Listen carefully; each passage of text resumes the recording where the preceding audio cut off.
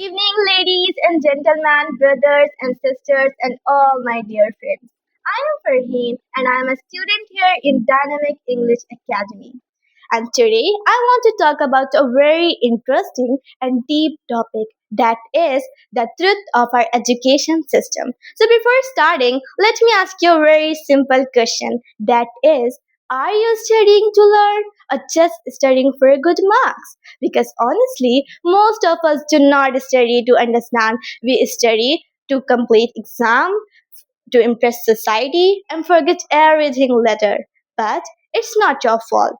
From a very young age, we are trained to memorize answer, not to think. We focus on completing syllabus, not on building real life knowledge. A student who scored 95% is called intelligent, while someone with creativity, confidence, ideas, talent is often ignored. But is this a real education? In today's world, success is not decided by marks.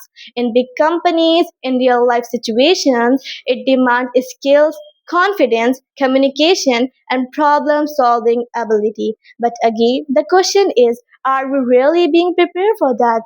I think, of course not. I'm not saying marks are useless. They are important. They are very important. But they are the part of it, not the whole of it.